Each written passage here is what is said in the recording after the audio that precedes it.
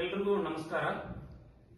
ಈ ದಿನ ನಾವು ಇಲ್ಲಿ ಸೇರಿರ್ತಕ್ಕಂಥ ಉದ್ದೇಶ ಹಾಗೂ ನಾವು ಈ ವಿಡಿಯೋ ಮೂಲಕ ನೀಡ್ತಿರ್ತಕ್ಕಂಥ ಸಂದೇಶ ಏನಂದ್ರೆ, ಶ್ರೀ ಗುರು ಚಕ್ರವರ್ತಿ ಸದಾಶಿವ ಮುತ್ಯಾರ ಬೆಂಕಿ ಮಹಾಸಂಸ್ಥಾನ ಹೊಸ ಬಬಲಾದಿ ಮಠ ಜಮಖಂಡಿ ಈ ಶ್ರೀಗಳ ಕುರಿತು ಏನು ಮಾಧ್ಯಮಗಳಲ್ಲಿ ಊಹಾಪೋಹಗಳು ಮತ್ತು ಸುಳ್ಳು ವರದಿಗಳು ಬಿತ್ತರಾಗ್ತಾ ಇದೆ. ಯಾವುದೋ ಒಂದು ಕೆಲವೊಂದು ಹಿತಾಸಕ್ತಿಗಳು ಮಠದ ಹೆಸರನ್ನು ಹಾಳು ಮಾಡಲಿಕ್ಕಾಗಿ ತಮ್ಮ ಒಂದು ದ್ವೇಷವನ್ನ ಬಿತ್ತಲಿಕ್ಕಾಗಿ ಅಥವಾ ದ್ವೇಷವನ್ನ ತೋರ್ಪಡಿಸಲಿಕ್ಕಾಗಿ ಮಠದ ಹೆಸರನ್ನು ಹಾಳು ಮಾಡಲಿಕ್ಕೆ ಪ್ರಯತ್ನವನ್ನು ಮಾಡ್ತಾ ಇದ್ದಾರೆ.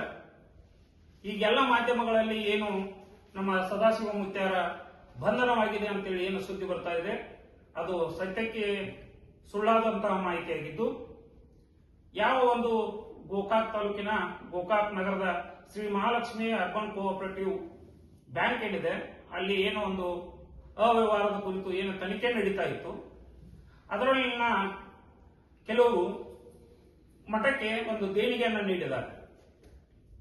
ಈಗ ಅನೇಕ ಮಠಮಾನ್ಯಗಳಿಗೆ ಜನ ಎಲ್ಲ ದೇಣಿಗೆ ಕೊಡ್ತಾರೆ. ಮಠಮಾನ್ಯಗಳು ಆ ಹಣವನ್ನ, ಸ್ವಾಮೀಜಿಯವರ ಹಣವನ್ನ ಲೋಕ ಕಲ್ಯಾಣಕ್ಕಾಗಿ, ಮಠದ ಅಭಿವೃದ್ಧಿಗಾಗಿ, ಅನ್ನ ಸಂತೃಪ್ತನೆಗಾಗಿ, ಮುಂತಾದ ಕಾರ್ಯಗಳಿಗಾಗಿ ಬಳಸ್ಕೋತಾರೆ. ಅದೇ ರೀತಿ ಕೆಲವರು ಮಠಕ್ಕೆ ದೇಣಿಗೆಯನ್ನ ನೀಡಿದ್ರು ಸ್ವಾಮೀಜಿಯವರಿಗೆ, ಅದನ್ನ ಅವರು ಬಳಸ್ಕೊಂಡಿದ್ದಾರೆ. ಈ ಕಾರಣಕ್ಕಾಗಿ ಸ್ವಾಮೀಜಿಯವರನ್ನ ವಿಚಾರಣೆಗಾಗಿ ಕರೆದಿದ್ರು. ಇದು ಇವತ್ತು ಅಷ್ಟೇ ಅಲ್ಲ, ದಿನಾಂಕ 6/1/2025 ನೋಟಿಸ್ ಕೊಟ್ಟಿದ್ರು. ಆ ದಿನ ಕೂಡ ವಿಚಾರಣೆಗೆ ಹಾಜರಾಗಿದ್ರು. 10/2/2025 ವಿಚಾರಣೆ ಕರೆದಿದ್ರು. ಆ ದಿನ ಕೂಡ ಹಾಜರಾಗಿದ್ರು.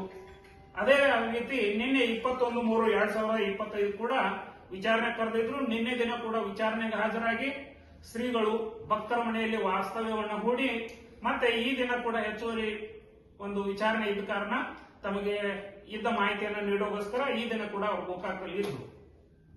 ಈ ದಿನ ಕೂಡ ನಮ್ಮಲ್ಲಿ ಇದ್ದಾರೆ. ಅವ್ರದ್ದು ಯಾವುದೇ ಬಂಧನವಾಗಿಲ್ಲ ಅಥವಾ ಅವರನ್ನ ಯಾವುದೋ ಕಾರಾಗೃಹಕ್ಕೆ ಕಳಿಸಿಲ್ಲ, ಏನೂ ಇಲ್ಲ. ಅದಕ್ಕೆ ಈ ಮೂಲಕ ನಾನು ಎಲ್ಲರಿಗೂ ಕೇಳ್ಕೊಳ್ಳೋದಂತಂದ್ರೆ, ಎಲ್ಲಾ ಮಾಧ್ಯಮ ಮಿತ್ರರಿಗೆ ಎಲ್ಲರಿಗೂ ಈಗಾಗಲೇ ತಮ್ಮ ತಮ್ಮ ಮಾಧ್ಯಮಗಳಲ್ಲಿ ಅಥವಾ ಯಾರ ಫೇಸ್ಬುಕ್ ವಾಟ್ಸ್ಆಪ್ಗಳಲ್ಲಿ ಹರಿಬಿಟ್ಟಿದ್ದೀರಿ ಮಠದ ಕುರಿತು ಸುಳ್ಳು ಸ್ವಾಮೀಜಿ ಅವರ ಬಂಧನ ಆಗಿದೆ ಅನ್ನುವಂಥದ್ದನ್ನ, ಅದನ್ನ ಡಿಲೀಟ್ ಮಾಡಬೇಕು. ಸ್ವಾಮೀಜಿ ಅವರ ಬಂಧನ ಆಗಿಲ್ಲ, ಅವರು ಈಗಾಗಲೇ ನಮ್ಮ ಜೊತೆಗೇನೆ ಇದ್ದಾರೆ. ಈ ಪ್ರಕಾರ ಇದಿಷ್ಟ ಅಲ್ಲದೆ ಇನ್ನು ಮುಂದೆ ಯಾರಾದರೂ ನಾವು ಒಂದು ಎಚ್ಚರಿಕೆಯನ್ನು ಕೊಡ್ತೀವಿ. ನಾವು ಮಠದ ಲೀಗಲ್ ಟೀಮು ಮತ್ತೆ ಮಠದ ಭಕ್ತರು ಕೂಡಿ ಇನ್ನು ಮುಂದೆ ಯಾರಾದರೂ ಈ ರೀತಿ ಶ್ರೀಮಠದ ಹಾಗೂ ಶ್ರೀಗಳ ಹೆಸರಿಗೆ ಧಕ್ಕೆ ತರುವಂತಹ ಕೆಲಸಗಳನ್ನು ಮಾಡಿದ್ರೆ ನಾವು ಯೋಗ್ಯ ಕಾನೂನು ಕ್ರಮವನ್ನ ತೆಗೆದುಕೊಳ್ತೀವಿ ಅಂತೇಳಿ ಎಲ್ಲರ ಮೂಲಕ ಎಚ್ಚರಿಕೆ ಮತ್ತು ವಿನಂತಿಯನ್ನು ಮಾಡಲಿಕ್ಕೆ ಬಯಸ್ತೀವಿ.